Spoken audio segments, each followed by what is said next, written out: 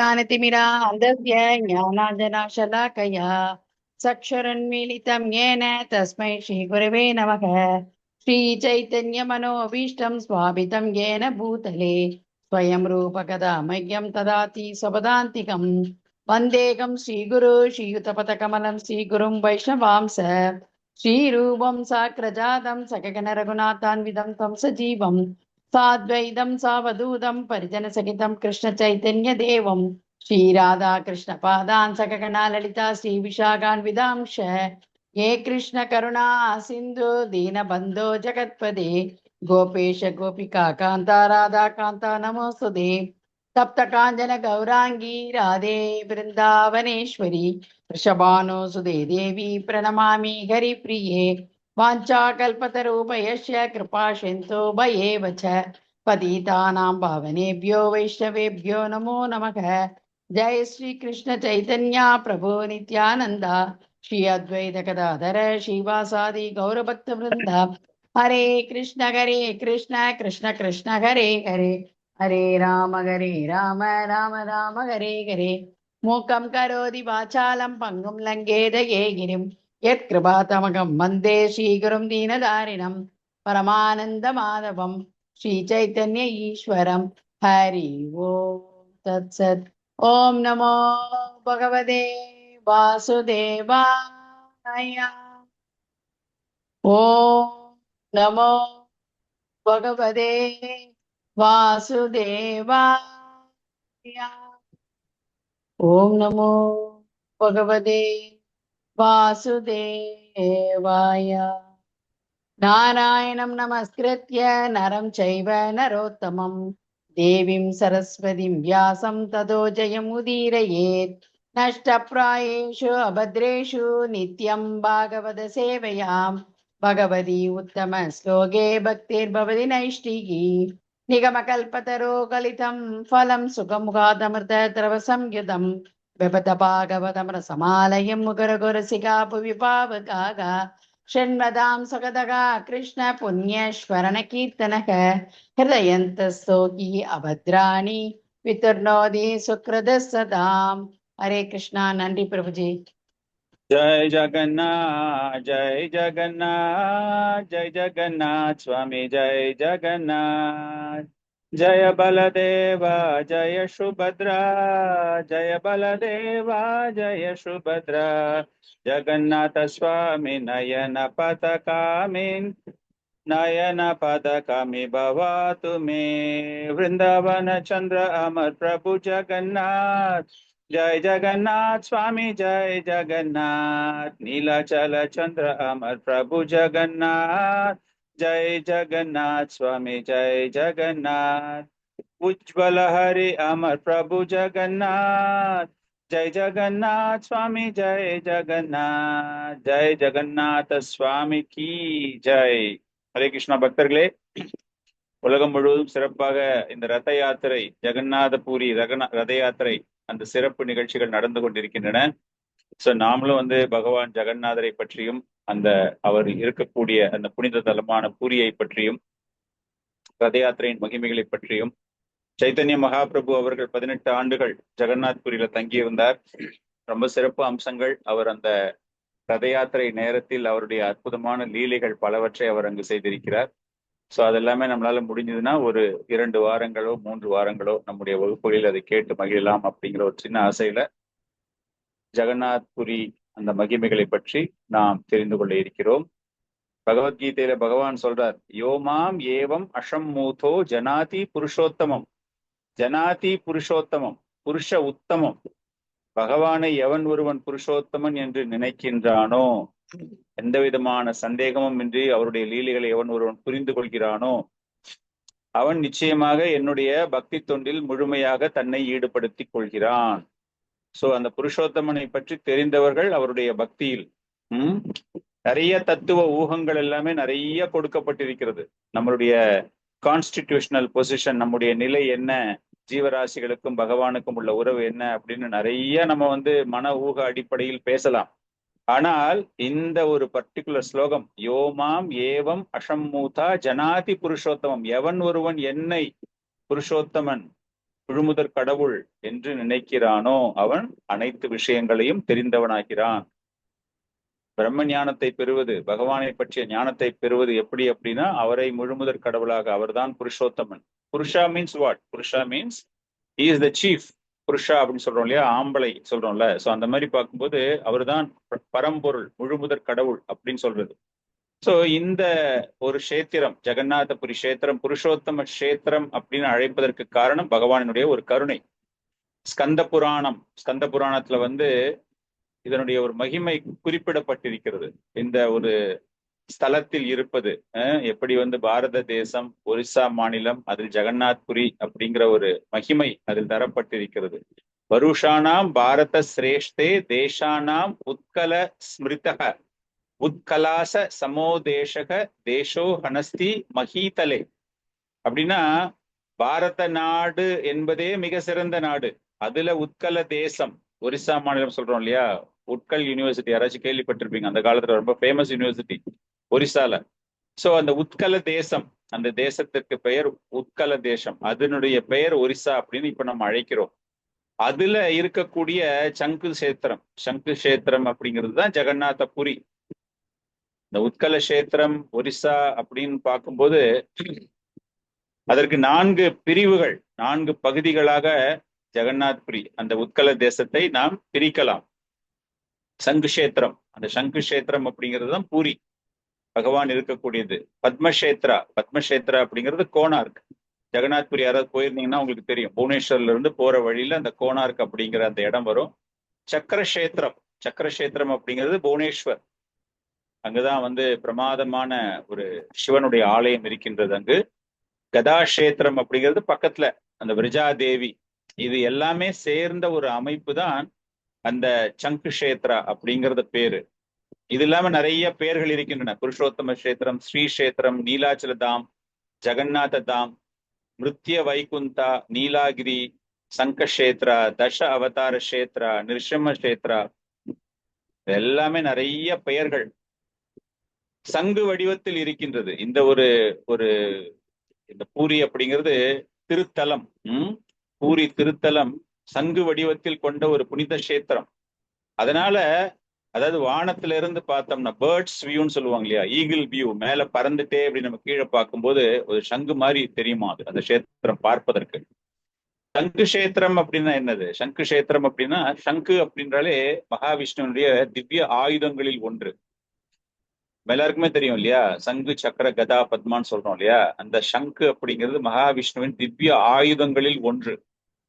அதை சுற்றி உள்ள ஸ்தலங்கள், ஜெகநாத்புரி ஜெகநாதருடைய ஆலயம், அது பார்ப்பதற்கு அந்த மாதிரி அமைந்திருப்பதினால் அது ஸ்தல மகிமைகள் அந்த அளவுக்கு மிகவும் சிறப்பாக பகவான் விஷ்ணுவினுடைய ஒரு பாதுகாப்பில் இருக்கக்கூடிய ஒரு பகுதி.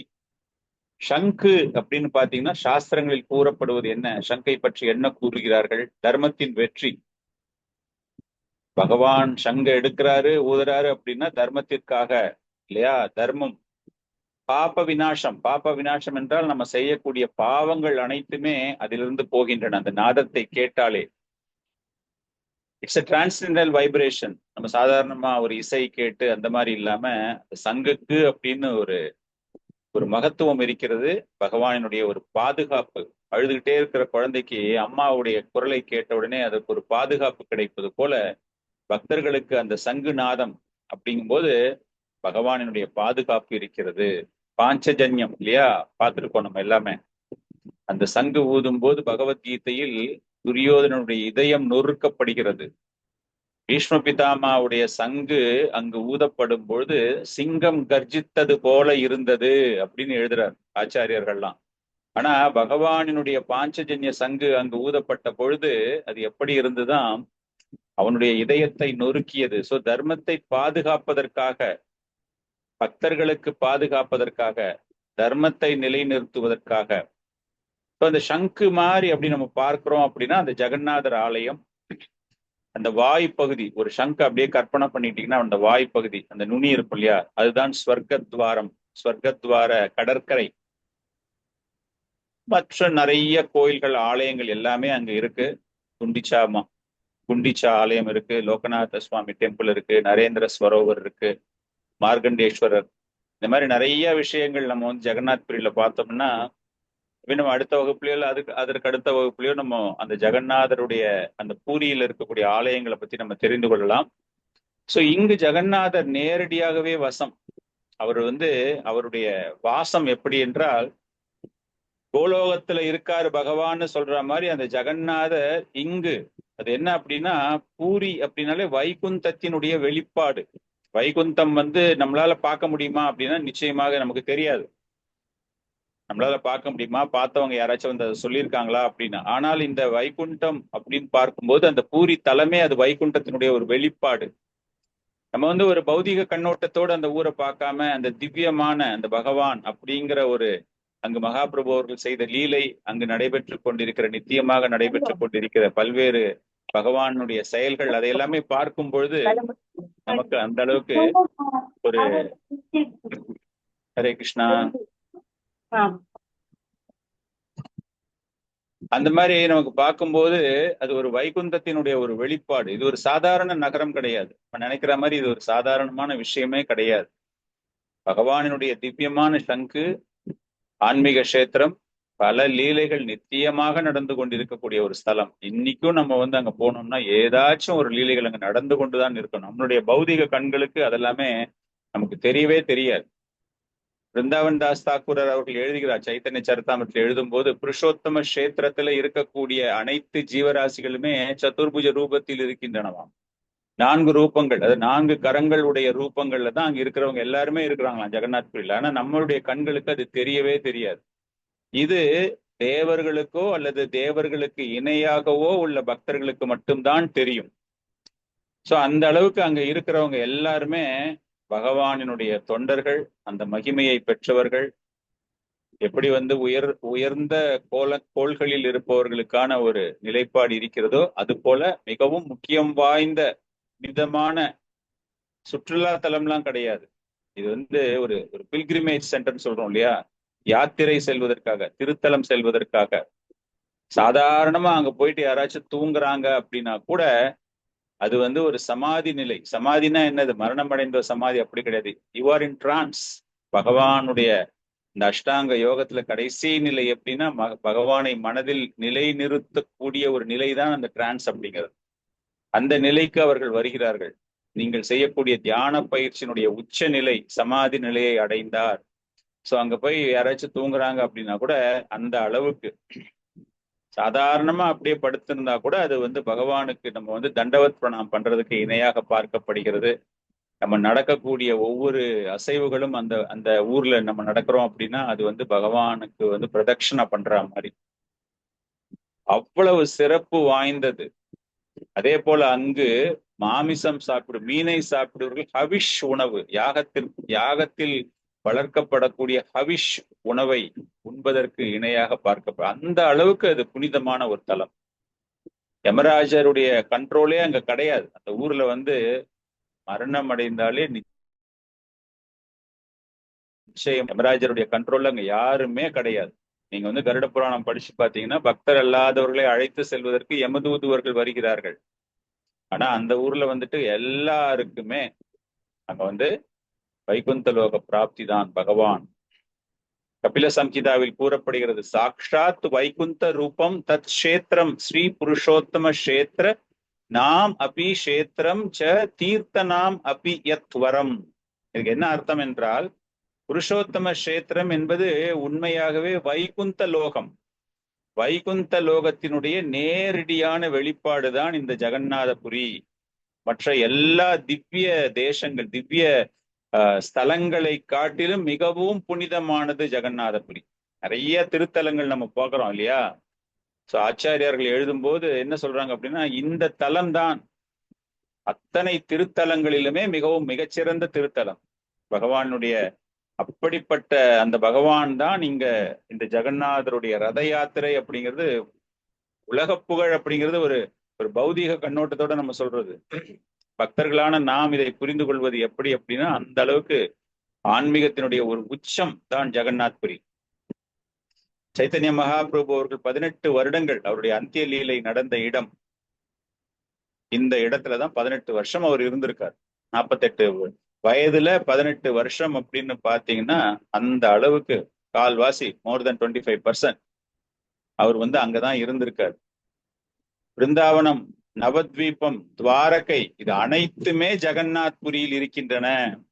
அந்த இடங்களுக்கெல்லாம் நீங்க போயிட்டு அதுல கிடைக்கக்கூடிய பலன்கள் அத்தனையுமே உங்களுக்கு இந்த இடத்தில் சார்தாம் சொல்றோம் இல்லையா, சார்தாம் நம்ம போறோம் அப்படிங்கும்போது அந்த சார்தாம் போறதை விட அதே போல பரிக்கிரமா நிறைய பண்றாங்க. பிரஜமண்டல பரிக்கிரமா, நவத்வீப் தாம் பரிக்கிரமா, என்னென்னமோ பரிக்கிரமா எல்லாம் பண்றாங்க இல்லையா, அதெல்லாம் விட ஸ்ரீஷேத்திர பரிக்கிரமா அப்படின்னு நடக்கும். அது அவ்வளவு புகழ் இந்த சென்ஸ், அந்த அளவுக்கு ஒரு பலன், வைகுந்தத்தினுடைய ஒரு மிகச்சிறந்த ஒரு பலன் பூரி நகரை சென்று அடைந்தது. இப்போ அங்க அடுத்த வாரம் நம்ம மிகச்சிறந்த ஒரு ரத யாத்திரை, இந்த வருடத்திற்கான ரத யாத்திரை. இப்ப இன்னைக்கு பாத்தீங்க அப்படின்னா, இன்னைக்கு பகவான் அங்க எப்படி இருக்காரு அப்படின்னா, அனாஷரா அப்படின்னா, இந்த பகவான் அந்த ஸ்நான யாத்திரை முடிந்தவுடன் அவருக்கு உடல் நலக்குறைவு இல்லையா, அது ஏற்பட்டு பகவான் ஓய்வில் இருக்கிறார். இப்ப அந்த பீரியட் அது நடந்து கொண்டிருக்கின்றன. பகவானை போய் நம்மளால பார்க்க முடியாது. நாளைக்கு 14ஆம் தேதி நவ ஜௌபன தர்ஷன, நவ அனைவருக்கும் பகவான் தரிசனம் தரப்போகிறார். நாளைக்கு எல்லாம் உடம்பு சரியாக போகுது பகவானுக்கு. அவரை பார்ப்பதற்காக ஆவலாக இருக்கக்கூடிய அனைவருக்கும் பகவான் நாளை தரிசனம் தர இருக்கிறார். இதுதான் ஃபர்ஸ்ட் தர்ஷன், பப்ளிக் தர்ஷன். அனாவசரத்துக்கு அப்புறமா அந்த ஸ்நான யாத்திரையில இருந்து அன்னைக்கு ஸ்நான யாத்திரை நடக்கும் போதே சாயங்காலமே அவருக்கு சளி பிடிச்சு ஜுரம் பகவான் பாதுகாப்பான முறையில் மூலிகை மருந்துகளால் ஆன உணவு பிரசாதமாக அவருக்கு தரப்படுகிறது. அந்த பிரசாதம் தான் நமக்கு கிடைக்கும்.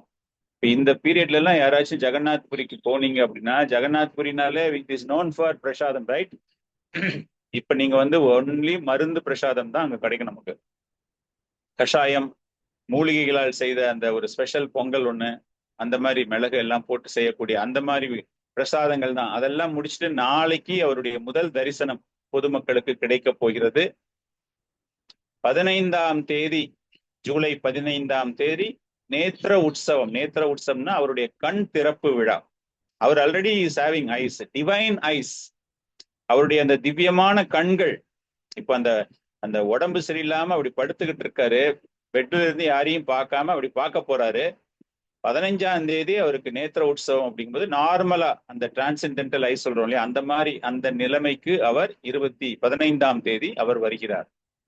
16 வியாழக்கிழமை குண்டிச்சா ரத யாத்திரை, குண்டிச்சாவை நோக்கி அவருடைய ரத யாத்திரை பயணம் துவங்குகிறது.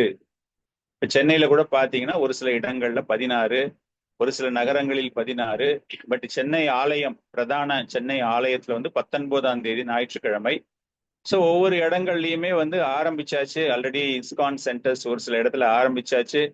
ஒரு சில சென்டர்ஸ்ல எக்ஸாக்டா they are matching with 16th July Jagannath புரியில நடக்கிற அதே தேதியில நடத்துறாங்க. 16ஆம் தேதி குண்டிச்சாக்கு போறவர் அங்க ஒரு 7 தினங்கள் 8 தினங்கள் அங்க இருக்க போறார். நிறைய லீலைகள், அதுவும் நமக்கு நேரம் கிடைச்சா அதை பத்தி நம்ம பேசலாம். அப்பதான் அந்த குண்டிச்சா மர்ஜனம் ஆரம்பிக்கும். அவர் அங்க போறதுக்கு முன்னாடி 16ஆம் தேதி அவர் அங்க போறாரு அப்படின்னா, இங்க நேத்ரோத்சவம் நடக்கும்போது அங்க குண்டிச்சா மர்ஜனம், குண்டிச்சா ஆலயத்தை தூய்மை செய்யக்கூடியது சைத்தன்ய மகாபிரபு அவர்கள் தலைமையில் பக்தர்கள் அதை ரொம்பவும் அமக்களமாக மிக சிறப்பாக அந்த ஆலயத்தை தூய்மை செய்து பகவான் அங்க வரப்போறாரு, அவர் தங்க போறாரு அப்படிங்கிறதுக்காக அந்த அளவுக்கு ஒரு விசேஷமான ஒரு நிகழ்வு. அதன் பிறகு அங்க போய் இருந்த பிறகு அவர் அங்கிருந்து மீண்டும் திரும்புதல், அவருடைய ஸ்தலத்திற்கு வருகிறார். பகூத யாத்ரா அப்படின்னு பேர். 24ஆம் தேதி ஜூலை ரிட்டர்ன், உல்டா ரத் யாத்ரா அப்படிம்பாங்க. ரத்த யாத்ரா போயிட்டு அது திரும்ப வர்றது உல்டா ரத்த யாத்ரா. சோனாவேஷ் அங்க கோயிலுக்கு உள்ள போறதுக்கு முன்னாடி அது ஒரு அற்புதமான லீலை. லக்ஷ்மி தேவிக்கும் பகவான் ஜெகநாதருக்கும் நடைபெறக்கூடிய ஒரு ஊடல். அவங்க 2 பேருக்கும் சண்டை. என்கிட்ட சொல்லாம நீ குண்டிச்சா போயிட்ட, என்னை கூட்டிட்டு போல அப்படின்னு லக்ஷ்மி தேவிக்கு கோபம். உன்னுடைய சகோதரியைத்தான் நீ அழைத்து சென்றிருக்கிறாய், என்ன நீ அழைச்சுக்கிட்டு போல அப்படின்னு அந்த கோபத்துல லக்ஷ்மி தேவிக்கும் ஜெகநாதருக்கும் நடைபெறக்கூடிய ஊடல் சோனாவேஷ். ஒரிசா மக்களுக்கு ரொம்ப ரொம்ப ரொம்ப சிறப்பான ஒரு நிகழ்ச்சி. எப்படி தமிழகத்துல நம்ம தைப்பொங்கல் 14th ஜனவரி 15th ஜனவரி நம்ம சிறப்பாக கொண்டாடுகிறோமோ, அது போல அந்த சோனா வேஷத்துல பகவான் அந்த நிலை அது நடைபெறப் போகிறது. 27ஆம் தேதி தான் அவர் மீண்டும் அரியணை ஏறுகிறார். நீலாத்ரி பிஜே அப்படிங்கிற அந்த ஒரு ஃபெஸ்டிவலும் ரொம்ப சூப்பரான ஃபெஸ்டிவல். ஒரிசா மாநிலத்துல ஜெகநாத்புரியில பகவான் மீண்டும் ஆலயத்திற்குள் பிரவேசம் செய்து லக்ஷ்மி தேவியை சமாதானப்படுத்தி கணவனை ஏற்றுக்கொள்ளும் தினம். சோ அந்த அளவுக்கு லீலைகள் புரியக்கூடிய ஒரு அற்புதமான ஒரு நிகழ்வு தான் ஜெகநாத்புரி ரத யாத்திரை. இப்போ இவ்வளவு பக்தர்கள் ஜெகநாதருடைய ரதத்தில் இது நடக்கிறது அப்படின்னு பார்த்தா, ரத யாத்திரை அப்படின்னா நம்ம மனசுல தோணக்கூடிய விஷயம் என்னது? நம்ம ரதத்தை இழுக்கிறோம் இல்லையா? தாம்பு கயிறுன்னு சொல்றோம் இல்லையா? வடத்தை இழுத்து தேரை இழுக்க வேண்டும் அப்படிங்கிறோம்ல. இப்ப நம்ம எல்லாருக்குமே ஒரு கேள்வி, நம்ம நிஜமாகவே பகவானை அந்த கயிறு தாம்பு கயிற்றினால் அந்த தேரை அந்த ரதத்தை இழுக்கிறோமா? அதுதான் எல்லாருக்கும் உள்ள ஒரு கேள்வி. உண்மையா பாத்தீங்கன்னா இந்த ரதத்தை இழுப்பது யார்? அற்புதமான ஸ்லோகம் சைத்தன்ய சரிதாமிர்தத்துல சைத்தன்ய மகாபிரபு அவர்கள் கூறக்கூடிய ஒரு விஷயம், விஸ்வம்பர ஜெகநாதே கே சாலைதே பரே. மத்திய லீலால 13th chapter full of Ratha Yatra special. Chaitanya Mahaprabhu Ratha Yatra special. அதுல அவர் கேட்கிறாரு, விஸ்வம்பர ஜெகநாதே, உலகத்தை ஆளக்கூடிய அந்த ஜெகநாதரை யாரால் நகர்த்த முடியும், யாரால் இழுக்க முடியும்?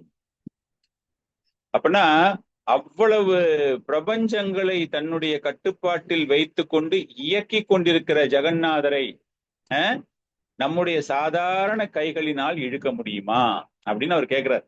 மகாபிரபு அவர்கள் கேட்கிறார், சொல்றாரு, இது போல பல பிரபஞ்சங்களை உருவாக்கக்கூடிய பகவானை நம்மால் இழுக்க முடியாது அப்படின்னு ஒரு பதில் சொல்றாரு. காரணம், பகவான் எதனால் வருகிறார் என்றால், ஆப்பன்ன இச்சாய சலே கரித்தே விகாரே. ஃபர்ஸ்ட் என்ன கேட்கிறாரு? விஸ்வம்பர ஜெகநாதே கே சாலைதே பரே. அந்த பகவானை இழுக்க முடியுமா அப்படின்ட்டு அவரே நடுவுல பதில் கொடுக்கிறாரு, முடியாது அப்படின்ட்டு. அதுக்கப்புறமா அவர் சொல்றாரு, ஆப்பன்ன இச்சாய சலே கரித்தே விகாரே. அவருடைய சொந்த விருப்பத்தினால் அவருடைய இனிமையான அந்த லீலைகளை நடத்துவதற்காக அவராகவே நகர்ந்து வருகிறார். சோ ஜெகநாதர் ரதத்தை நான் போய் இழுத்துட்டேன், நானும் ரத யாத்திரையில இருந்தேன், அவ்வளவு கூட்டம், நாங்க எல்லாரும் சேர்ந்து ரதத்தை இழுத்துட்டோம் அப்படின்னு நம்ம வேணா பெருமை பேசிக்கலாமே தவிர, இந்த ஒரு ஸ்லோகத்தில் இருந்து நம்ம எல்லாருக்கும் உள்ள ஒரு தவறான மன எண்ணம், நான் தான் ரதத்தை இழுத்தேன் அப்படிங்கிறது முறியடிக்கப்படுகிறது. ஜெகநாதருடைய ரதம் என்பது அவருடைய சுய விருப்பத்தினால் தானாகவே நகர்கிறதே தவிர, அங்கு குழுமி இருக்கும் லட்சக்கணக்கான மக்கள் இழுத்து அந்த ரதம் நகர்வது கிடையாது. இதுதான் ரத யாத்திரையினுடைய அதிசயம். புரியாத ஒரு அதிசயம் என்றால் ஜெகநாதர். சைத்தன்ய மகாபிரபு சொல்றாரு, அவராகவே வருகிறார், அவரு நமக்கு உத்தரவு தருகிறார், நமக்கு அனுமதி தருகிறார். உத்தரவு கூட கிடையாது, அனுமதி தருகிறார். அவருடைய ரதத்தை நாம் இழுப்பதற்கு அவர் அனுமதி தருகிறார். காரணம் என்ன அப்படின்னா, தத்துவ ரீதியாக நாம் புரிந்து கொள்ள வேண்டும் என்றால், ஜெகநாதர் ஈஸ்வராத் ஜன்மாதி அஷ்ய யதோ அன்வயாத் இதரதா அர்த்தேஷு அபிஜனஸ்வராத். ஸ்வராத்னா என்ன? முழுமையான சுதந்திரம் பெற்றவர். He is independent. அவருடைய சுதந்திரத்தை யாராலையும் போய் தடுத்து நிறுத்த முடியாது, அவரை யாராலும் கட்டுப்படுத்த முடியாது, யாரும் அவருக்கு உத்தரவு தர முடியாது, யாரும் அவரை வற்புறுத்த முடியாது. காலம் கூட அவருடைய கட்டுப்பாட்டில் இயங்குகிறது. பௌதீக ஆற்றல், பௌதீக சக்தி, மாயா கூட அவருடைய கட்டுப்பாட்டில் இருக்கிறது. இருந்தாலும் அந்த பகவான் அந்த மரத்தினால் செய்யப்பட்ட அந்த ரதத்தில் அமர்ந்து கொண்டு பக்தர்களுக்காக காத்து கொண்டிருக்கிறார். இதுதான் நம்மால் அவரை பற்றி புரிந்து கொள்ள முடியாத அவருடைய கருணை. பகவான் எப்படி அப்படின்னா, நம்முடைய சக்தி, எனக்கு நிறைய ஸ்ட்ரென்த் இருக்கு, என்னுடைய ஸ்ட்ரென்த்ல நான் பகவானை என்ன வேணாலும் பண்ணலாம் அப்படின்லாம் நினைக்க முடியாது. அவருடைய கருணையினால் தான், அவருடைய கருணையை நாம் சார்ந்திருக்கிறோம். நம்முடைய ஆற்றல், நம்முடைய சக்தியை சார்ந்து அங்கு பகவான் கிடையாது. அப்படி பார்க்கும்போது அந்த ஜெகநாதர் ஏன் நகர்கிறார்? எதனால் அந்த ரதமானது நகர்கிறது? நீங்க இழுக்கிற கயிற்றினாலோ அல்லது நீங்கள் அந்த ரதத்தில் அமைந்துள்ள சக்கரத்தினாலோ அந்த ரதம் நகர்வது கிடையாது. அங்குள்ள ஆயிரக்கணக்கான லட்சக்கணக்கான பக்தர்களின் அன்பினால் அவர் நகர்கிறார். நான் பெரிய மெக்கானிக்கல் இன்ஜினியர், நான் நல்ல வீல் போட்டிருக்கேன் அந்த ரதத்துக்கு, ஆட்டோமேட்டிக்கா அந்த ரதம் நகர்ந்தே ஆகணும். Nothing to it. அங்க இருக்கிற லட்சக்கணக்கான மக்கள், ஒரிசா மக்களுடைய அன்பு அப்படிங்கிறது அந்த அளவுக்கு அன்பு. நாட் ஓன்லி ஒரிசா, அத்தனை பக்தர்களுக்கும், ஜெகநாதருடைய பக்தர்கள், கிருஷ்ண பக்தர்கள் எல்லாருக்குமே. பிரபுபாதர் தான் சொல்றாரு, பிரபுபாதர் சைத்தன்ய மகாபிரபு சொல்றாரு, இந்த பயணம் என்பது இது ஒரு சாதாரண நிகழ்ச்சி கிடையாது. தைப்பொங்கல் ஆச்சுன்னா பொங்கல் ஃபெஸ்டிவல்னு நம்ம சென்னையில இருக்கிறவங்களுக்கு தெரியும். ஐலாண்ட் கிரவுண்ட்ஸ்ல ஒரு பெரிய சுற்றுலா பொருட்காட்சி போடுவாங்க. எல்லா விதமான பொருட்காட்சி, எல்லா விதமான நிகழ்ச்சிகள் நடக்கும். குழந்தைங்களுக்கு தின்பண்டங்கள் இருக்கும், நிறைய விளையாட்டு சாதனங்கள்லாம் இருக்கும். இது அந்த மாதிரி ஒரு விஷயம் கிடையாது. மகாபிரபு சொல்றாரு, பிரஜ பிரேமையை நிரூபிக்கும் அற்புதமான பகவானின் லீலைகளில் இது ஒரு லீலை. வெளிப்புறமாக இந்த ரத யாத்திரை அப்படின்னு பார்த்தோம்னா, அந்த ரத யாத்திரையினுடைய உண்மையான அர்த்தம் என்னவென்றால், வெளிப்புற அர்த்தம். ஓகே, பார்த்த உடனே நிறைய பேர் கேட்டீங்க, நிறைய லெக்சர்ல நீங்க கேட்பீங்க, ஓ பகவானா ஸ்ரீமந்திர்ல இருந்து குண்டிச்சாக்கு வராரு, ஸ்ரீமந்திர் தான் அவருடைய ஆலயம், ஜெகநாதர் ஆலயம், அங்கதான் அவருடைய விக்கிரகங்கள் எல்லாம் அங்கதான் இருக்கு, மூல விக்கிரகங்கள் எல்லாமே அங்கதான் இருக்கு, கருவறை அங்குதான் இருக்கிறது, ஸ்ரீமந்திர். அங்க இருந்து அவர் குண்டிச்சாக்கு வருவாரு, அந்த ரத யாத்திரை போற தூரம் அது. இது வெளிப்புறமாக நாம் புரிந்து கொள்ளக்கூடிய விஷயம். போறாரு, அங்க 8 நாள் 9 நாள் 10 நாள் இருக்காரு, இருந்துட்டு திரும்ப வர்றாரு. இது நாம் பார்ப்பதற்கு நமக்கு தெரிந்த ஒரு லீலை போல தோன்றுகிறது. ஆனால் சைத்தன்ய மகாபிரபு அவர்கள் இதை விட ஆழமாக இதனுடைய ஒரு அர்த்தத்தை அவர் எப்படி சொல்கிறார்? அவருடைய புரிதலை பொறுத்து கௌடிய வைஷ்ணவ ஆச்சாரியார்கள் தரக்கூடிய விளக்கங்கள் என்ன அப்படின்னா, நீலாச்சல தாமம், நீலாச்சலம், ஜெகநாதருடைய நீலாச்சலம் என்பது துவாரகை. நம்ம கிருஷ்ண அவதாரத்துல நம்ம படிக்கிறோம், கிருஷ்ணருக்கும் ஜெகநாதருக்கும் எந்த விதமான வேற்றுமையும் கிடையாது. நம்முடைய புரிதலுக்காக அந்த உருவம், கிருஷ்ணர் அந்த நேரத்துல அந்த உருவம், அந்த கதைகளை கேட்டுக்கொண்டிருக்கும் போது துவாரகையில் ராணிகளுக்கு ரோகிணி மாதா பகவான் கிருஷ்ணருடைய பால்ய லீலையை விவரித்துக் கொண்டிருக்கும் போது பரவச நிலையை அடைந்த பகவான் வெளிப்படுத்திய அந்த முகத்தோற்றம் தான் ஜெகநாதரை தவிர, ஜெகநாதர் இஸ் நாட் அன் அவதார். எப்படி தச அவதாரம், 22 அவதாரங்கள், தச அவதாரம் நம்ம புரியறதுக்காக நம்ம சொல்றோம். பல்வேறு அவதாரங்களை பகவான் கிருஷ்ணர் எடுத்தாரோ அது போல இது அவதாரம் கிடையாது. சாக்ஷாத் கிருஷ்ணர், ஸ்வயம் பகவான், known as ஜெகநாத். சோ அந்த துவாரகையில் இருக்கக்கூடிய பகவான் கிருஷ்ணர் தான் அந்த நீலாச்சலம் ஜெகநாதர் அப்படிங்கிறாரு. குண்டிச்சா என்பது விருந்தாவனம். சைத்தன்ய மகாபிரபு சொல்லக்கூடிய ஒரு விஷயம் என்ன அப்படின்னா, குண்டிச்சா ஆலயத்திற்கு செல்கிறது. வெளிப்புற தோற்றம், வெளிப்புற அர்த்தம் நம்ம சொல்றோம் இல்லையா? ஜெகநாதர் டெம்பிள் இருந்து கிராண்ட் ரோடு, பூரி எல்லாம் போயிருந்தீங்கன்னா உங்க எல்லாருக்குமே தெரியும், அந்த கிராண்ட் ரோடு அப்படிங்கிறது ஸ்ட்ரெயிட் ரோடு, கூட்டமே இல்லாம காலங்கத்தால நீங்க ஜெகநாதர் ஆலயத்துல இருந்து கொஞ்சம் உயரமா நின்று பாத்தீங்கன்னா குண்டிச்சாவுடைய டெம்பிள் டவர் தெரியும் உங்களுக்கு. ஸ்ட்ரெயிட் ரோடு, சின்ன பெண்டு கூட கிடையாது. அந்த குண்டிச்சா ஆலயத்திற்கு வருகிறார். அந்த குண்டிச்சா ஆலயம் என்ன அப்படின்னா அதுதான் விருந்தாவனம். அப்படின்னா பகவான் துவாரகையிலிருந்து விருந்தாவனத்திற்கு வருவதுதான் இந்த ரத யாத்திரை. விரஜவாசிகள், குறிப்பாக ஸ்ரீமதி ராதாராணியை மகிழ்விப்பதற்காக அவர் துவாரகையிலிருந்து, ஏன்னா விருந்தாவனத்தை விட்டு போயாச்சு அவர் இல்லையா, விரஜலீலையை முடிச்சுட்டு போனவர் தான். அவர் திரும்ப வரக்கூடிய அவ்வளவு அற்புதமான அந்த பக்தர்களின் அந்த பிரேமையின் கட்டுப்பாட்டில் பகவான் திரும்ப வருகிறார். அதனாலதான் ரத யாத்திரையில பாத்தீங்க அப்படின்னா, அந்த ரத யாத்திரை, அந்த சைத்தன்ய சரிதாமிர்தா 13வது அத்தியாயம் நம்ம படிக்கும் போது மகாபிரபுவினுடைய பரவச லீலைகள் அந்த அளவுக்கு ரொம்ப பிரமாதமாக இருக்கும். சோ மகாபிரபுவுடைய அந்த ஆழ் மனத்தினுடைய ஆசைகள் தான் அந்த ரத யாத்திரை. அந்த பரவசம் அவருக்கு, அந்த ரத யாத்திரை அப்படிங்கிறது பரவச நிலையில் மகாபிரபு. அதுல வந்து அற்புதமான ஒரு சில ஸ்லோகங்கள் எல்லாமே இருக்கு. ரூப கோஸ்வாமி அவர்கள் தான் அந்த மனநிலையை புரிந்து கொண்டு அவர் எழுதுகிறார். நம்ம எல்லாம் வந்துட்டு ரூபானுகாஸ் அப்படின்னு சொல்றதுக்கு என்ன காரணம் அப்படின்னு பாத்தீங்கன்னா, சைத்தன்ய மகாபிரபுவை சரியாக அவருடைய மனநிலையை சரியாக புரிந்து கொண்டவர் ரூப கோஸ்வாமி அவர்கள். யா கௌமார ஹர ச ஏவஹி வரஹா. பகவான் சொல்றாராம், சைத்தன்ய மகாபிரபு சொல்றாராம் அந்த அந்த பதத்தை, அதாவது பிருந்தாவனத்தில் இருக்கக்கூடியவர்கள் எப்படி பகவானுக்காக ஏங்குகிறார்கள் அப்படிங்கிற மாதிரி அந்த ஸ்லோகம் கண்டினியூஸா வரும். அது ஏங்கி கொண்டிருக்கிறார்கள் அப்படின்னு. அதற்கு ரூப கோஸ்வாமி அவர்கள் ஒரு பதில் உரை மாதிரி கொடுக்கிறாராம். அவர் அதுல எழுதும்போது சைத்தன்ய மகாபிரபுடைய மனநிலை அது வரைக்கும் யாருக்குமே புரியல. சைத்தன்ய மகாபிரபு எதுக்காக பரவசம் அடைகிறாரு, எதுக்காக மயக்கம் போட்டு விடுறாரு, எதுக்காக ஸ்வெட் ஆகுது அவருக்கு எப்ப பார்த்தாலும் அப்படின்னு நிறைய பேருக்கு ஓவராலா ஜென்ரலா அவங்க சொல்லிட்டு போனாங்க, அவ்வளவுதான். Is in ecstasy. நம்மளுக்கு கூட சம்டைம்ஸ் பாத்தீங்கன்னா திடீர்னு போகும்போது சாண்டிங் பண்ணும்போது அந்த மாதிரி. பட் ஆக்சுவலா அவருடைய இன்னர் ஃபீலிங் எப்படி இருந்தது அப்படிங்கிற ஒரு விஷயம் அதை புரிந்து கொண்டவர் ரூபானுகா. அதனால்தான் அவர் பின்னாடி வந்து சைத்தன்ய மகாபிரபு சொல்றாராம், என்னுடைய மனநிலையை சரியாக புரிந்து கொண்டவன் நீ ரூபா அப்படிங்கிறாராம்.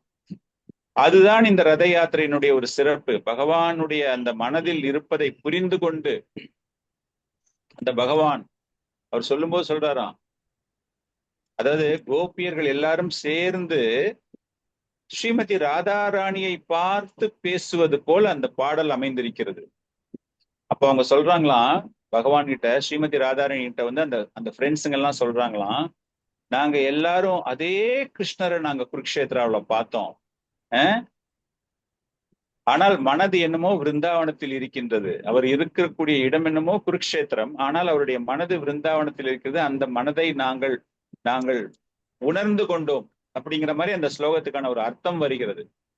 சோ அதை பார்த்த பிறகுதான் ரூப கோஸ்வாமி சொல்கிறார், உங்களுடைய மனம் எப்பொழுதுமே ஸ்ரீமதி ராதாராணியின் மனநிலையில் இருக்கிறது. நம்ம எல்லாருமே அவுட்டரா படிச்சுட்டு போறோம்ல, அவருடைய இஸ் எக்ஸிபிட்டிங் ஸ்ரீமதி ராதாராணிஸ் பாவத்தை எக்ஸிபிட் பண்றாரு கிருஷ்ண ரூபத்துல அப்படின்னு. பட் ஆக்சுவலா அதை கண்டுபிடிச்சது யாரு அப்படின்னா ரூப கோஸ்வாமி அவர்கள், இந்த ஒரு பர்டிகுலர் ஸ்லோகத்தை பொறுத்து.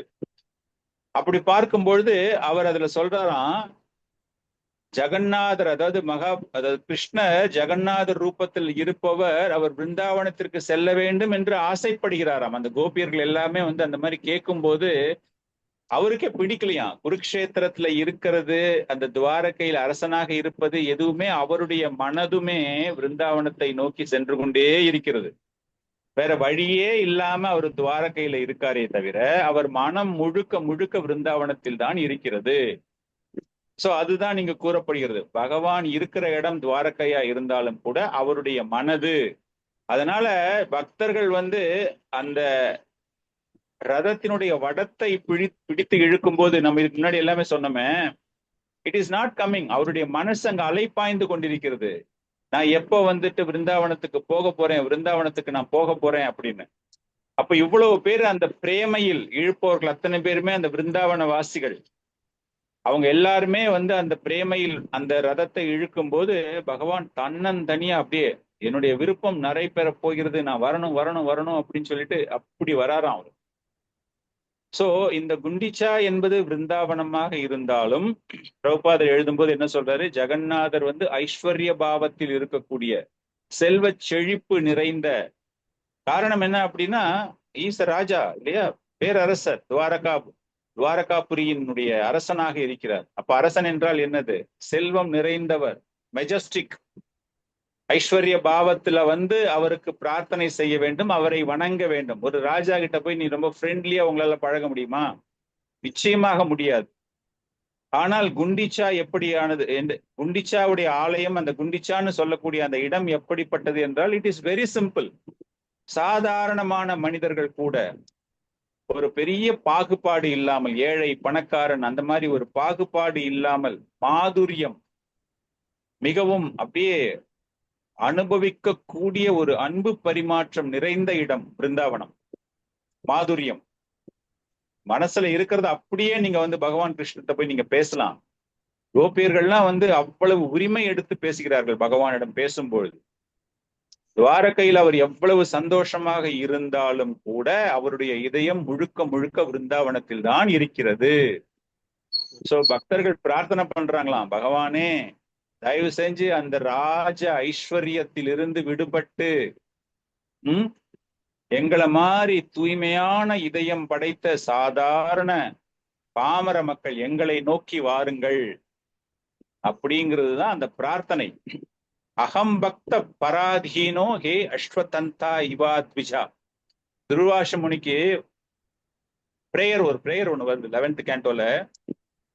Lord Krishna is giving a prayers to the brahmanas. அப்ப அந்த துர்வாச முனி அந்த எபிசோடு பார்க்கும்போது அப்ப பகவான் சொல்றாராம், அகம் பக்த பராதீனோ ஹே அஸ்வதந்திர இவாத்விஜா. என்னுடைய பக்தர்களுடைய கட்டுப்பாட்டில் முழுமையாக நான் இருக்கிறேன், நான் சுதந்திரமானவன் கிடையாது. நம்ம இதுக்கு முன்னாடி என்ன பார்த்தோம், ஸ்வராத் இல்ல, பகவான் சுதந்திரமானவர், யாராலும் கட்டுப்படுத்த முடியாது, யாராலும் வற்புறுத்த முடியாது. ஆனால் இங்கு பௌதீக இச்சைகள் எதுவுமே இல்லாத பக்தர்களிடம் நான் கட்டுப்பட்டவனாயிருக்கிறேன். அவங்க என்ன சொல்றாங்களோ அதை நான் கேட்பேன். I am fully under there control அப்படிங்கிறார் இந்த ஸ்லோகத்துல. இது பகவான் கிருஷ்ணரே சொன்ன ஒரு ஸ்லோகம் இது பாகவத்துல, வேற ஆச்சாரியர்கள் சொன்னதெல்லாம் கிடையாது. பிராமணர்களை பார்த்து பகவானே சொல்கிறார், அவர்களுடைய இதயத்தில் நான் வீற்றிருக்கிறேன். அந்த மாதிரி தூய்மையான பக்தர்களிடம் நான் ஒவ்வொருடைய இதயத்திலும் பரமாத்மாவாக நான் வீற்றிருக்கிறேன். ஆனால் இவ்வளவு அன்பு செலுத்தக்கூடிய பக்தர்களுக்கு என்ன மாதிரி நிலை இருக்கும், அவங்க எது சொன்னாலும் நான் கேட்பேன். நான் முழுமையாக அவர்களுடைய கட்டுப்பாட்டில் இருக்கிறேன். அந்த ஸ்வராத் அப்படின்னு பார்க்கும்போது எல்லாமே கம்ப்ளீட்லி அவுட். சோ இதற்கு என்ன விளக்கம் என்றால், அவரே தன்னிச்சையாக வாலண்டரிலி அவர் பக்தர்களை சார்ந்தவராக மாறுகிறார். என்ன யாராச்சும் கட்டுப்பாடோட வச்சுக்கோங்களேன், நீங்க என்ன சொல்றீங்கன்னு நான் கேட்க தயாரா இருக்கேன் அப்படின்னு அந்த பிரியத்தில் பகவான் தன்னை முழுமையாக பக்தர்களுடைய கட்டுப்பாட்டில் அவர் தன்னை தந்து விடுகிறார். இதுதான் ரத யாத்திரை. ரத யாத்திரை அப்படிங்கிறது அந்த அன்பை இழுக்கும் போது பகவான் அப்படியே வெளியே வரார், அந்த மாதிரி வரார். கருணைக்கு ஒரு வடிவம், மெர்சி பர்சானிஃபைட். யாராச்சும் ஒருத்தர் டெத் பர்சானிஃபைடு யமராஜ்னு சொல்றோம் இல்லையா, மரணத்துக்கு ஒரு உருவம் கொடுக்கணும் அப்படின்னா அது யாரு அப்படின்னு பார்த்தா இட் இஸ் யமராஜ் அப்படின்னு சொல்றோம். அந்த மாதிரி கருணைக்கு யாராச்சும் ஒரு உருவம் தர வேண்டும் அப்படின்னா அந்த உருவம் யாருக்கு என்றால் ஜெகநாதருக்கு. ஏன் இவரை கருணை நிறைந்தவர் அப்படின்னு சொல்றோம்? நம்மளை பொறுத்த வரைக்கும் பகவான் கிருஷ்ணர் இருக்காரு, சைத்தன்ய மகாபிரபு இருக்காரு, ஜெகநாதர் இருக்காரு. எல்லாருமே கிருஷ்ணா, ஸ்வயம் பகவான் எல்லாமே. நம்ம சைத்தன்ய மகாபிரபுவையும் அவதாரம் சொல்றது கிடையாது. கிருஷ்ணர் அப்படியே தோன்றுகிறார் சைத்தன்ய ரூபத்துல. ஜெகநாதர் is in a different form. பகவான் கிருஷ்ணர் ஏதோ அந்த ஒரு எமோஷன்ஸ்ல அவர் காமிச்ச ஒரு முகபாவம் தான் ஜெகநாதர் அப்படின்னு நம்ம சொல்றோம்.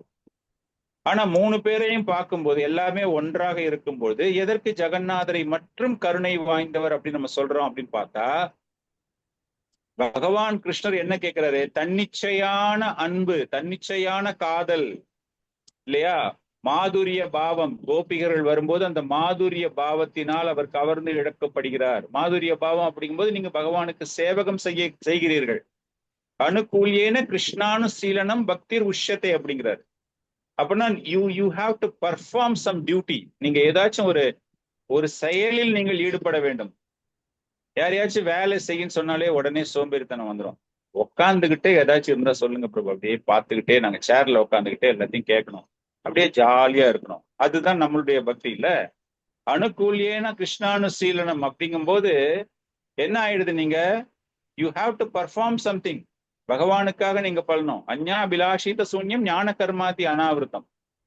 அந்த மாதிரி ஒரு பக்தி சொல்லும் போது நமக்கு அது பண்றது கொஞ்சம் கஷ்டம் போல தோன்றுகிறது இல்லையா? அந்த பக்தியை பண்ணலாமா வேண்டாமா, எனக்கு உடம்பு வலிக்குமே, நான் ஸ்ட்ரெயின் பண்ணிக்கணுமே அப்படின்னு. அதே சைத்தன்ய மகாபிரபு கொஞ்சம் என்ன பண்றாரு, கொஞ்சம் மாத்துறாரு. இவங்கெல்லாம் ரொம்ப சோம்பேறியா இருக்காங்களே அப்படின்னு சொல்லிட்டு எல்லாரையும் புனித நாமத்தை நீங்கள் ஜபியுங்கள் அப்படின்னு பார்க்கும்போது அது கொஞ்சம் கஷ்டமாவும் இருக்கும், கொஞ்சம் ஈஸியாவும் இருக்கும்.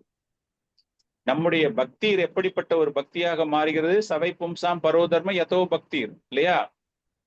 அதுவும் அப்படியே கொஞ்சம் கஷ்டம் போல தோன்றுகிறது. இதெல்லாமே பார்க்கும்போது ஷீலா பிரபுபாதர் இந்த சாண்டிங்க்கு வரும்போது ஒரு ஆரம்ப காலத்துல 64 மாலைகள் செய்ய வேண்டும் அப்படின்னாங்க. எல்லா மேற்கத்திய பக்தர்களும் அதை போய் பிரபுபாதரிடம் சொல்லும்போது எங்களுக்கு ரொம்ப கஷ்டம் பிரபுபாத் இதெல்லாம் பண்றது, நீங்க ஏதாவது கொஞ்சம் சான்ஸ் கொடுங்களேன், கொஞ்சம் டிஸ்கவுண்ட் பண்ணுங்களேன் அப்படிங்கிற மாதிரி கேட்டு அப்புறம் 16 ரவுண்டுக்கு அதை எடுத்துட்டு வந்து குறைச்சாரு. அந்த 16ம் பண்றதுக்கு ரொம்ப ரொம்ப கஷ்டமா இருக்கு.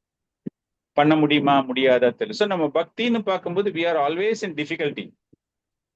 பட் ஜெகநாதர் எதற்கு கருணை மிகுந்தவர் அப்படின்னு பார்க்கும்போது அவர் சொல்றாரு, நீ வந்துட்டு அந்யாபிலாஷித சூன்யம், எனக்கு நீ சர்வீஸ் பண்ணாத, நீ என்கிட்ட வந்து சாண்டிங் பண்ணாத, நான் உன்னை சாண்டிங் பண்ண சொல்லல, என்னுடைய பிரசாதத்தை சாப்பிடு போதும்.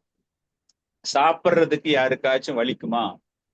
நல்ல அறுசுவை உணவு நீங்க தராங்க சாப்பிடுங்க அப்படின்னா எல்லாரும் போய் சாப்பிடுவாங்க. சோ பிரசாதம், பகவானுக்கு கொடுத்த பிரசாதத்தை சாப்பிடும் பொழுது அது இயல்பாகவே அனைவரும் விரும்பி ஏற்றுக்கொள்கிறார்கள். அதுதான் அந்த கருணை. பிரசாதம் சாப்பிட்றதுக்கு கூட வலிக்குது, என்னால முடியாது, நான் சாப்பிட முடியாது என்னால அப்படின்னா நோ ப்ராப்ளம், நீ சாப்பிட வேண்டாம், அந்த கருணை நானே வந்து உனக்கு தரேன். என் ரத யாத்திரை நேரத்துல நீ வெளியே வந்து பாரு, வேடிக்கை பாரு போதும், நான் ரதத்தில் அமர்ந்து கொண்டு உன்னை பார்ப்பதற்காக நான் வருகிறேன், அந்த நேரத்தில் நீ என்னை பார்த்தால் உனக்கு அந்த கருணை. சோ அந்த பகவானினுடைய கருணை என்பது எப்படிப்பட்ட ஒரு கருணை அப்படின்னு பார்த்தா அது இந்த ஜெகநாதருக்குத்தான் அந்த கருணை இருக்கின்றது. அதனாலதான் அவரை கருணை நிறைந்தவர் அப்படி சொல்றோம்.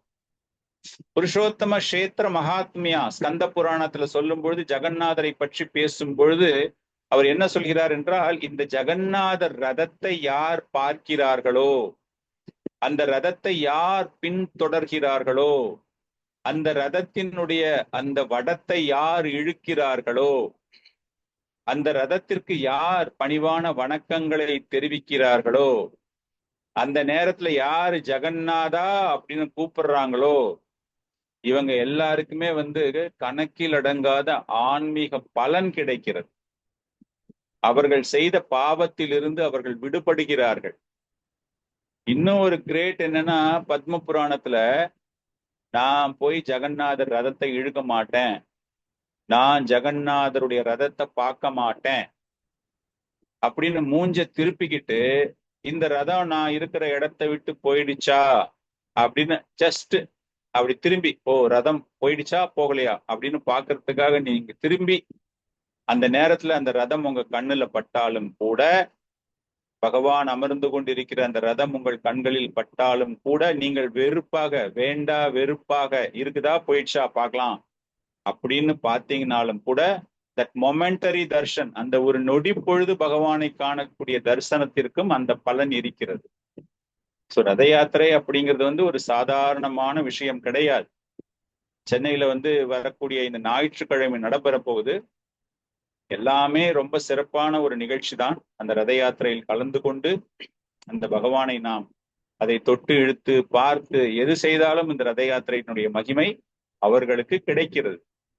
எதற்காக பகவான் வெளியே வர வேண்டும்? நம்ம எல்லாருக்குமே தெரியும், இந்த ரத யாத்திரை அப்படிங்கும்போது அந்த மூல உற்சவ மூர்த்தின்னு சொல்றோம் இல்லையா, அந்த உற்சவ மூர்த்தி அது கிடையாது, கர்ப்ப கிரகத்துல இருக்கக்கூடிய அந்த மூர்த்தி வெளியே வருது. ஒரு சில பேர் ஒரு சில கோயில்கள்ல ஒரு சில ரதங்கள் எல்லாம் நீங்க பாத்தீங்க அப்படின்னா நிறைய வழிபாட்டு முறைகள்ல உற்சவ மூர்த்தின்னு ஒண்ணு வச்சுக்கிட்டு அந்த உற்சவ மூர்த்தி மாத்திரம்தான் வெளியே வரும். ஆனா கர்ப்ப கிரகத்துல இருக்கிற பிரதான மூர்த்திய வச்சுட்டு ரதத்துல கூட்டிட்டு வர மாட்டாங்க. ஆனால் ஜெகநாதர் மட்டும்தான் அவருடைய அரியாசனம், அரசன் இல்லையா, அந்த அரசன் அந்த அரியாசனையில இருந்து வெளியே வந்து தெருக்களில் வருகிறார். ஏன் வர்றார் அவரு? நம்ம எல்லாம் அந்த அளவுக்கு தகுதி வாய்ந்தவர்களா? பகவானை வந்து நம்ம பார்க்கணும், ஐ எம் குவாலிஃபைடு, நான் தகுதி வாய்ந்தவன் அப்படிங்கிறதுக்காகலாம் அவர் வருவது கிடையாது. அவர் பக்தர்களை விட்டு பிரிந்து இருக்கிறாராம். அந்த பக்தர்களுடைய சங்கமம் அவருக்கு தேவைப்படுவதனால் அவர் வெளியே வருகிறார் அப்படின்னு பிரபுபாதர் ஒரு லெக்சர்ல சொல்றாரு. Separation, is in separation. இன்னும் சிறப்பாக எழுதும்போது அவர் சொல்றாரு, நமக்கெல்லாம் வைகுந்தத்துக்கு நுழைவதற்கு தகுதி கிடையாதாம். அதனால அந்த வைகுந்தமே நம்மை பார்ப்பதற்காக வருகிறது, மக்களின் இதயத்தை தொடுவதற்காக வருகிறார். ஜெகநாதர் வெளியே எதுக்கு வர்றார் அப்படின்னா, அந்த விப்ரலம்பம் பக்தர்களுடைய பிரிவிலிருந்து அந்த இடத்துல அவரால் அமர முடியவில்லை, அந்த அரியாசனத்தில் அமர முடியவில்லை. எனவே அந்த அரியாசனத்தை விட்டுட்டு அவரே வெளியே வராராம். வைகுந்தத்தை பார்க்க முடியாத நிறைய பேர் இருக்காங்க, அதனால வைகுந்தமான நானே வருகிறேன். அந்த இதயத்தில் அந்த இதயத்தை நான் தொட விரும்புகிறேன். சோ அவருடைய சொந்த விருப்பத்தில் தான் வருகிறாரே தவிர, அப்படி இருக்கும் பொழுது நாம் அந்த ரதத்தை நாம் எதற்காக இழுக்க வேண்டும்? சொந்த விருப்பம் சொன்னீங்க, அவரு தான் பண்ண போறாரு. அப்படிங்கும்போது எதற்காக நான் இழுக்க வேண்டும் அப்படின்னா, இது நம்முடைய ஆசைகள். பகவான் டெஸ்ட் பண்றாராம். உன்னுடைய ஆசைகளை நீ நிவர்த்தி செய்து கொள்வதற்காக உண்மையாகவே நீ இந்த ரதத்தை இழுக்கிறாயா? அதாவது அந்த வடத்தை பிடித்து இழுப்பது அப்படிங்கிறது நம்முடைய ஆசைகளை இழுக்கிறோம். அந்த ஆசைகள் மூலமாக, அந்த ஆசைகள் எப்படிப்பட்டது என்றால், ஒரு பக்தனாக இருந்தால் அவரை இழுத்து உன்னுடைய இதயத்தில் அமர வைத்துக் கொள்ளலாம். நீ ஒரு பௌதீகவாதியாக இருந்தால் பகவானை இழுத்து எனக்கு தேவையான அனைத்து விதமான பௌதீக செல்வங்களையும் நான் பெற விரும்புகிறேன். அப்படின்னா நீ இதை ரெண்டுமே பண்றதுக்கு உனக்கு தெம்பு இருக்கா? Do you have the sincerity to pull the Lord into your heart? இதயத்துல நீ பகவானை கூட்டிட்டு வர்றதுக்கு நீ முயற்சிகள் எடுக்கிறாயா? இல்ல நான் செல்வத்துல பெரிய ஆளாகணும் அப்படிங்கிறதுக்காக அதற்கான பிரார்த்தனையை நீ கூடுதலாக செய்கிறாயா? என்னுடைய இதயத்திற்கு வா, பௌதீக வாழ்க்கையிலிருந்து என்னை வெளியேற்று அப்படிங்கிற ஆசை ஒரு பக்கம், எனக்கு பௌதீக வாழ்க்கையை தா அப்படின்னு சொல்லக்கூடிய இன்னொரு ஆசை. சோ பகவான் இந்த மாதிரி வெளியே வர்றதுக்கு என்ன அப்படின்னா, நாம் பகவானை எந்த நிலையில் அவரை வரவேற்க தயாராக இருக்கிறோம். பகவத்கீதையிலே சொல்றார் இல்லையா, உன்னுடைய தர்மங்கள் எல்லாத்தையும் விட்டுட்டு என்னிடம் சரணாகதி அடைய வேண்டும் அப்படின்னு. அந்த மாதிரி நீங்க சரணாகதி அடைய வேண்டும் என்றால் அந்த பகவானை நாம் மனதளவு நினைத்து கொண்டு அவரை அந்த ரத யாத்திரையில் நாம் அவரை இழுக்கும் போது அவர் நம்முடைய மனதிற்கு வருகிறார். விஸ்வம்பர ஜகநாதே கே சா லலிதே பரே ஆபன்ன இச்சாய சாலே கரித்தே விகாரே. சோ பகவானை யாராலையுமே அசைக்க முடியாது. இருந்தாலும் அவ்வளவு ஆண்மை, அவ்வளவு ஆற்றல், அவ்வளவு சக்தி பெற்ற பகவான் வருகிறார் என்றால் அந்த பக்தர்களுடைய அன்பிற்கு கட்டுப்பட்டுதான் அவர் இங்கு வருகிறார். ரத யாத்திரைக்கும் புராணத்துக்கும் ஏதாச்சும் இந்த ரத யாத்திரை நம்ம தொடர்ந்து நடைபெற்று கொண்டே இருக்கிறது. இந்த ரத யாத்திரை பல பல ஆயிரம் ஆண்டுகளாக நடந்து கொண்டிருக்கின்றன. புராண காலத்திலிருந்து நடந்து கொண்டிருக்கின்றன. இன்னைக்கு நேத்து கிடையாது. நிறைய பேர் மனசுல ஒரு சின்ன டவுட் வரலாம், இந்த ரத யாத்திரை அப்படிங்கிறது தொடர்ந்து நடக்குதா இல்ல நடுவில் எப்பயாவது ஸ்டாப் ஆச்சா அப்படின்னு பார்க்கும்போது, புராணங்களில் கூறப்பட்டுள்ள ஒரு கருத்து என்ன அப்படின்னா, ஸ்கந்த புராணம், பத்ம புராணம், நீலாதரி மகோதயா, இது புராணம் கிடையாது. இந்த ஜெகநாத ஆலய அந்த மரபை சார்ந்தவர்கள் சொல்லக்கூடிய ஒரு விஷயம். அவங்க எல்லாமே என்ன சொல்றாங்க அப்படின்னா, இந்த ஜெகநாதருடைய ரத யாத்திரை ஆரம்பத்துல இருந்து ஸ்கந்த புராணத்துல தெரியப்படுத்துகிறது. நமக்கு அந்த கதை எல்லாமே தெரியும். இந்திரதிம்ன அரசன் எப்படி பகவானை காண வேண்டும் அப்படின்னு விருப்பப்படும் பொழுது நீலமாதவர் மறைந்து விடுகிறார். நீலாச்சலத்துல இருக்கக்கூடிய நீலமாதவர் மறைந்து விடும் பொழுது அவருடைய பிரார்த்தனை, பகவான் அவருடைய கனவில் தோன்றி நான் தாரு ரூபத்தில் வருகிறேன் அப்படின்னு அங்க வரும்போது அந்த தாரு ரூப சிலைகள் செய்யப்பட்டு பிரம்மதேவனினால் ஸ்தாபகம் செய்யப்பட்டு ஜெகநாத் புரியில் இன்ஸ்டலேஷன், அதுல இருந்து இன்னைக்கு வரைக்கும் ஜெகநாதர் ரத யாத்திரை என்பது நடந்து கொண்டுதான் இருக்கிறது. அவர் எதற்காக வெளியே வராரு அப்படிங்கிற விஷயம் நிறைய விளக்கங்கள், நிறைய எல்லாருக்குமே தரிசனம் கொடுக்க வேண்டும், நிறைய பேரால கோயிலுக்குள்ள வர முடியாது, ஒரு சில வெளிநாட்டவர்களால் வர முடியாது, உடம்பு சரியில்லாம ஒரு சிலர் உள்ள வர முடியாது, இந்த மாதிரி பல காரணங்கள். அதனால பகவான் வெளியே எல்லாருக்குமே தரிசனம் தருகிறார். கருணை நிறைந்தவர். யாரெல்லாம் கோயிலுக்குள்ள வர முடியாதோ பகவான் அவரிடம் நேரடியாக வருகிறார். ஜெகநாத் அப்படிங்கும் போது என்னது, இந்த பிரபஞ்சத்திற்கு எல்லாமே அவருடைய ஆசீர்வாதத்தை தர வேண்டும். ஒவ்வொரு குடிமக்களுக்கும் எப்படி ஒரு அரசன் தன்னுடைய அரசபையிலிருந்து மக்களை காண்பதற்காக வெளியே வருகிறானோ, அது போல இவரும் வெளியே வந்து அனைவருக்கும் தரிசனம் கொடுத்து அவருடைய நலன் விரும்பியாக அந்த அளவுக்கு அந்த பகவான் வருகிறார். இது எந்த காலத்திலும் இந்த ரத யாத்திரை என்பது நிறுத்தப்பட்டது கிடையாது. எப்போ நிறுத்தப்பட்டது? புராண காலங்கள்ல எங்கேயுமே இது நிறுத்தப்பட்டதில்லை. நித்திய உற்சவமாக, நித்திய உற்சவம், ஆனுவல். நித்திய மீன்ஸ் நாட் டெய்லி. இது வந்து அந்த வருஷத்துல நிச்சயமா செய்ய வேண்டிய நித்திய ரூபான்னு சொல்றோம்ல, அந்த மாதிரி கண்டிப்பா நடக்கணும். அந்த மாதிரி புராணங்களில் இதை பற்றி கூறப்பட்டிருக்கிறது. ஆனால் ஒரே ஒரு முறை காலபகதா அப்படின்னு ஒரிசாவை சார்ந்த ஒரு வம்சம் ஆண்டு கொண்டிருந்த போது, முகலாய படையெடுப்பின் போது 16வது நூற்றாண்டு, அப்போ இந்த மாதிரி பிரசித்தி பெற்ற அளவில் அந்த ரத யாத்திரை நடைபெறவில்லை. முகலாய அரசர்கள், முஸ்லிம் ரூலர்ஸ், அவங்க வந்து அதை கட்டுப்பாட்டிற்குள் வைக்க வேண்டும் அப்படின்னு அந்த படையெடுத்த பொழுது பக்தர்கள், பகவானுக்கு தொண்டு செய்யக்கூடியவர்கள், அவங்க என்ன பண்றாங்க? பாதுகாப்பான இடத்தில் பகவானை வைத்துக்கொண்டு மறைமுகமாக அந்த உற்சவத்தை அவர்கள் நடத்தினார்களே தவிர பொதுமக்கள் அனைவருமே கலந்து கொள்ளக்கூடிய அளவிற்கு பிரபலமாக நடத்தப்படவில்லை. சோ இப்ப ரத யாத்திரை எப்பயாச்சும் நின்னுதுன்னு பார்த்தா அந்த 16வது நூற்றாண்டுல ஒரு சின்ன இன்சிடென்ட். அப்ப மாத்திரம் இந்த அளவுக்கு கிராண்டா அது செலிப்ரேட் பண்ணனது கிடையாது. அந்த நேரத்துல ஆலயங்களில் வழிபாட்டு முறைகளில் ஒரு சில இடைஞ்சல்கள், ரெகுலரா நடக்கக்கூடிய வர்ஷிப் நடைபெற முடியவில்லை அந்த அரசர்களினால். எல்லா முஸ்லீம் ரூலர்ஸுமே கிடையாது, அந்த ஒரு பர்டிகுலர் பீரியட்ல மாத்திரம்தான் அந்த மாதிரி ஒரு ப்ராப்ளம் வந்திருக்கு அப்படின்னு சொல்லிட்டு தான் ஆச்சாரியர்கள், ஹிஸ்டாரியன்ஸ் ஆல்சோ, வரலாற்று விஞ்ஞானிகள், வரலாற்றுரையாளர்கள், அவங்க எல்லாமே எழுதக்கூடிய ஒரு விஷயங்கள் தான். அந்த பிரதானமான ஆலயத்திலிருந்து விக்கிரகங்கள் வேறு இடங்களுக்கு மாற்றப்பட்டன. எங்க அந்த விக்கிரகத்தை வந்து ஏதாச்சும் டேமேஜ் பண்ணிடுவாங்களோ அப்படின்னு சொல்லிட்டு அந்த மாதிரி ஒரு நேரத்துல அது மாற்றப்படுகிறது. ஆனால் ரத யாத்திரை மிகவும் சிறிய அளவில். அடுத்தது பிரிட்டிஷர்ஸ், அவங்க பீரியட்ல ஒரு பிரச்சனையும் வந்தது கிடையாதாம். அவர்கள் முழுமையாக இந்து சமயத்திற்கு மதிப்பளித்து இந்த அளவுக்கு கூட்டம் வருதே அப்படிங்கிறதுக்காக அவங்க என்ன பண்ணியிருக்காங்க? பாதுகாப்பு ஏற்பாடுகளை அதிகப்படுத்தி தந்திருக்கிறார்கள் இந்த ரத யாத்திரை நடக்கணும் அப்படிங்கிறதுக்காக. கோவிட், நம்ம எல்லாருக்குமே தெரிஞ்ச அந்த கோவிட்ல என்ன நடந்தது, 2020 என்ன நடந்தது அப்படின்னா, அப்ப கூட உச்ச நீதிமன்றம், மாநில அரசாங்கம் என்ன பெரிய பிரச்சனை வந்தாலும் ரத யாத்திரை நிறுத்தப்படக்கூடாது அப்படிங்கிற ஒரு உத்தரவுல ரத யாத்திரை நடைபெற்றது. ஆனால் பொதுமக்கள் கலந்து கொள்ள அனுமதி பெறவில்லை. ரொம்பவும் நெருங்கிய தொடர்புடையவர்கள், அந்த அரச குடும்பத்தை சார்ந்தவர்கள், அதிகாரிகள், அந்த மாதிரி. பட் ரத யாத்திரை கம்ப்ளீட்டா இதே மாதிரி தான்.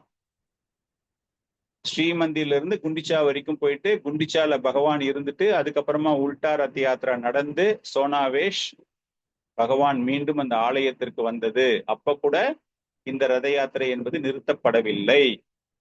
சோ இது எல்லாமே நம்ம எதுக்காக இங்க சொல்றோம் அப்படின்னா, இன்னைக்கு நம்ம அந்த சைத்தன்ய சரிதாமிர்தால பார்த்த ஸ்லோகம், ஆபன்ன இச்சாய சாலே கரித்தே விகாரே, அவருடைய விருப்பத்தில், அவருடைய திறமையில், அவருடைய ஆற்றலில் தான் இந்த ரத யாத்திரை நடைபெறுகிறதே தவிர மக்களால் கிடையாது அப்படிங்கிறத மீண்டும் இங்கு பகவான் நிரூபிக்கிறார். எது நடந்தாலும் அது பகவானினுடைய விருப்பத்தின் பெயரில் தான் நடைபெறுகிறது. சோ வரலாறு விஷயமாக பார்த்தாலும் அரசர்கள் வந்தார்கள், அரசர்கள் தோற்று போனார்கள், பெரிய பெரிய ராஜ்யங்கள் அழிந்தன. இப்ப இருக்கிற லேட்டஸ்ட் இதுல நீங்க பாத்தீங்க அப்படின்னா, கலியுகத்துல நிறைய அரசுகள் மாறிவிட்டன, தொற்று நோய்கள் ஏற்பட்டன, பெரிய பெரிய யுத்தங்கள் நடைபெற்றன. ஆனால் பகவான் ஜெகநாதர் தன்னுடைய நித்திய சேவையை நடத்தி கொண்டுதான் இருக்கிறார். காரணம், அந்த பகவானை யாராலும் சுமக்க முடியாது. விஸ்வம்பர ஜெகநாதே கே சாலலிதே பரே, யாராலும் அவரை தூக்க முடியாது, யாராலும் அவரை இழுக்க முடியாது. அவருடைய சுய விருப்பத்தில் தான் அவருடைய நித்திய லீலைகள், is eternal pastimes are happening because of him. அவரால் தான் இந்த லீலைகள் நடைபெறுகின்றனே தவிர நம்ம எல்லாருமே நம்முடைய அன்பை செலுத்தக்கூடியவர்களாகத்தான் இருக்கிறோம். நம்முடைய அன்புக்கு கட்டுப்பட்டவராக இருக்கிறாரே தவிர அவருடைய விருப்பம்தான் பிரதானமான ஒரு விருப்பமாக இருக்கிறது. இந்த குண்டிச்சா ஆலயத்துக்கான விளக்கங்கள் எல்லாம் நம்ம பார்த்தோம். ஆனால் ஆக்சுவலா இந்த குண்டிச்சா அப்படிங்கிறது என்ன அப்படின்னா, இந்திரதிம்னுடைய மனைவியின் பெயர் குண்டிச்சா. சோ அந்த குண்டிச்சா பிருந்தாவனமாக நாம் பார்த்தாலும் கூட அந்த ஒரு மரபு எப்படின்னா, இந்திரதிம்னனுடைய மனைவியினுடைய வீட்டிற்கு அவர் வருவது போல குண்டிச்சா ஆலயத்துக்கு அவர் வருகிறார். சோ இதுல இருந்து பார்த்தோம் அப்படின்னா ஒரு ஆன்மீக ஒரு கொள்கைகள், இதுல இருந்து நம்ம பார்த்தோம் அப்படின்னா, ஏ யதாமாம் பிரபத்தியந்தே தாம் ததைவ பஜாமியகம், எந்த அளவுக்கு நாம் பகவானிடம் சரணாகதி அடைகிறோமோ அந்த அளவுக்கு அவர் தன்னை வெளிப்படுத்திக் கொள்கிறார். இஸ் ரெசிப்ரோகேட்டிங் அப்படிங்கிறோம் இல்லையா? சோ திஸ் ரெசிப்ரோகேஷன் அப்படிங்கிறது இந்த ரத யாத்திரை. அவர் மிக மிக மிக உயர்ந்த அளவில் is reciprocating, is coming out, வெளியே வந்து மக்களுக்காக இந்த ரத யாத்திரையில் அவர் நமக்கு அவருடைய தரிசனத்தை தருகிறார். பிரபுபாதர் ரொம்ப அற்புதமாக எழுதுகிறார். அவர் தன்னுடைய ஆலயத்தில் மட்டுமே அமர்ந்து கொண்டு இருப்பது கிடையாது. ஜெகநாதர் என்றால் ஒரே ஒரு ஆலயத்திற்கு மட்டும் அவர் ஜெகநாதர் கிடையாது, பகவான் கிடையாது, அவர் ஜகத்திற்கே பகவான். எனவே அவர் வெளியே வருகிறார், மக்களை விடுதலை செய்கிறார், மக்களுக்கு முக்தி வழங்குகிறார், மக்களுக்கு தரிசனம் தருகிறார். சோ இந்த என்டையர் ரத யாத்திரா வந்து வராரு, பகவான் வராருன்னா இது அவருடைய கருணை தான். அவருடைய கருணையில் அனைவருமே பலன் அடைகிறார்கள். யாருக்குமே பாகுபாடற்ற விதத்தில் பகவான் தன்னுடைய வெளிப்புற தோற்றம், அதாவது வெளியே வருவதன் மூலமாக அந்த தோற்றத்தை காண்பவர்களுக்கு அந்த ஒரு முக்தி என்பது கிடைக்கிறது அப்படிங்கிற ஒரு விஷயம்தான். எப்படி அரசன் வந்து வெளியே வராரோ, அரண்மனையை விட்டு வெளியே வராரோ, அது போல பகவான் ஜெகநாதர், இந்த ஜகத்திற்கே அரசனாக இருக்கக்கூடிய அந்த பகவான் வெளியே வருகிறார். சோ வரலாறு ரீதியாக நம்ம பார்க்கிறோம் அப்படின்னா, இந்திரதிம்னன் அரசன், ஹிஸ்டாரிக்கலி எவிடன்சஸ் ஆர் தேர், இந்திரதிம்னா இல்லையா, அந்த ரத யாத்திரையை துவக்கி வைத்தார். ஆன்மீக ரீதியாக நாம் பார்க்கிறோம் அப்படின்னா, சைத்தன்ய சரிதாமிர்தம் மத்திய லீலா 13வது அத்தியாயம், அதுல சைத்தன்ய மகாபிரபு அவருக்கு கூறுகிறார், ஆப்பண்ண இச்சாயே, அவருடைய விருப்பத்தினால் அவர் வருகிறார் அப்படிங்கிற மாதிரி பார்த்தோம். பக்தி பரவசமாக நாம் இதை அணுகுகிறோம் என்றாலும் சைத்தன்ய மகாபிரபு அதை விளக்குகிறார். துவாரகையிலிருந்து விருந்தாவனத்திற்கு பகவான் வருகிறார் அப்படின்னு ரொம்ப இயல்பாக நம்ம பார்க்கிறோம். பிரபுபாதருடைய பிரீச்சிங்ல இதை பத்தி நம்ம தெரிஞ்சுக்கிறோம் அப்படின்னா, ஜெகநாதர் ஒவ்வொருவரையும் காண்பதற்காக, யாரெல்லாம் பகவானை பார்க்க முடியாமல் இருக்கிறார்களோ அவர்களை அனைவரையும் பார்ப்பதற்காக பகவான் வருகிறார்.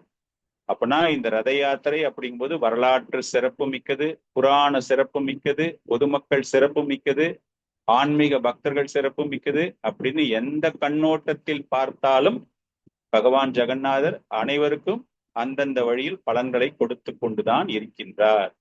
சோ இதுதான் இந்த கிரேட்னஸ். சோ இந்த ரத யாத்திரையை பார்ப்பதின் சிறப்பு, அதையும் நம்ம பார்த்தோம். இந்த ஞாயிற்றுக்கிழமை நடைபெறுகிறது. சென்னையில எங்க இருந்தாலும் சரி, இந்த நிகழ்ச்சியை எந்தெந்த ஊர்ல இருந்து யார் கேட்குறீங்களோ, உங்க ஊர்ல ரத யாத்திரை நடைபெற்றால் தயவு செய்து போங்க. கூட்டம் அதிகமா இருக்கு, என்னால வடத்தை பிடிக்க முடியல, என்னால வந்து பகவானை இழுக்க முடியல, ரதத்தை இழுக்க முடியல அப்படின்னு கவலைப்படாதீங்க. பகவானை எங்கிருந்து பார்த்தாலும், அந்த ரதத்தில் அமர்ந்து கொண்டிருக்கிற பகவானை பார்த்தாலே அத்தனை விதமான பாவங்களும் ஒழிந்து பகவானை அனுபவிக்கக்கூடிய மனநிலை நமக்கு ஏற்படும் அப்படிங்கிறது தான் ஆச்சாரியனுடைய ஒரு கருத்து. சோ இதோடு இந்த நிகழ்ச்சியை நான் நிறைவு செய்கிறோம். அடுத்த வாரம் வேற ஏதேனும் இது ரிலேட்டடா கதைகள் நம்ம இதை பத்தி பேசலாம். Hare Krishna, Jai Jagannath, Haribol. Hare Krishna. Audio is there? Audio is recording? Yes, Mataji, I'll put that recording. Guruji, Prabhuji ரொம்ப நல்லா இருந்தது. பிரபுஜி தன்யவாதம் பிரபுஜி.